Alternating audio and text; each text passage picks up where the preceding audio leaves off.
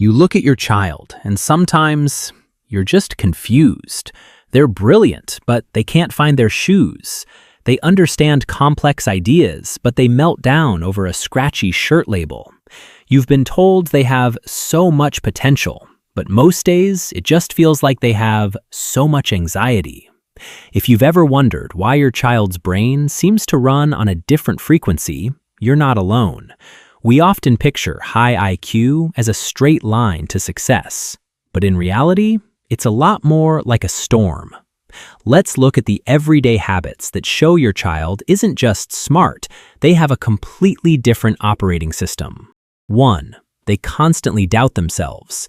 Does your child often wonder if they're actually as good as everyone says? You see a beautiful drawing, but they only see a tiny mistake in the corner and want to rip it up. Most people think high IQ means high confidence. It's usually the opposite. The more they know, the more they realize what they're missing. They aren't being dramatic. They're experiencing a permanent low-level anxiety that they aren't good enough.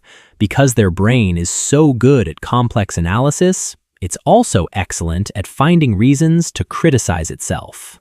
2. They struggle to go to bed on time. Is bedtime a constant battle? It's not because they're being stubborn, it's simply because their brain won't stop.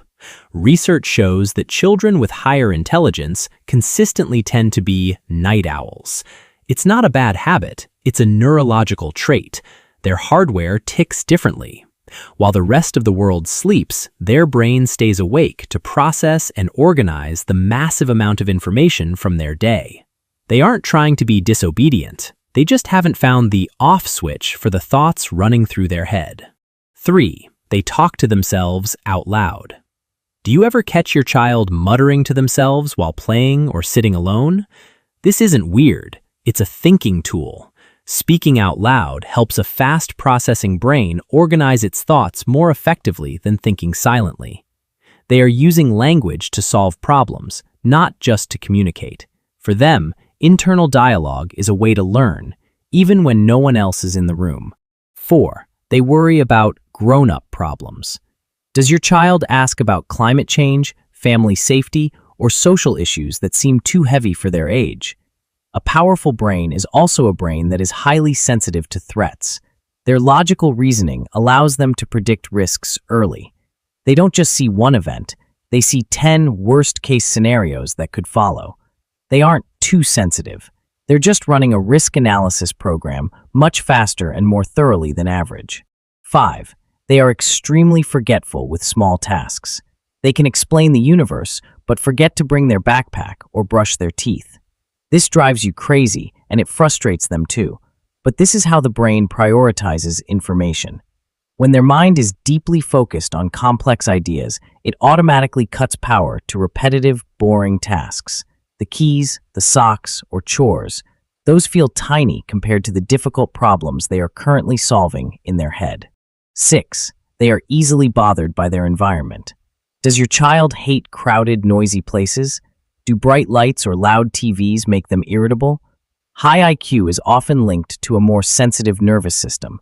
They take in more information, which means they get overloaded much faster than others. Noise or light that feels normal to you might be physically attacking their nervous system. They aren't being difficult or picky. They're just carrying a much heavier sensory load than you realize. The bottom line: if you see your child in these traits, from doubting themselves and struggling to sleep to forgetting the small stuff, understand one thing: your child isn't a superhero. They're just a kid whose brain is running too fast, and it's exhausting. They're often praised for being smart, but they feel the pressure because the world isn't built for the way they think. They don't need more pressure. They need you to understand the side effects of their intelligence. Because when you realize that their annoying habits are actually signs of a special brain, you stop trying to fix them, and you start helping them learn how to live happily with their own brilliance.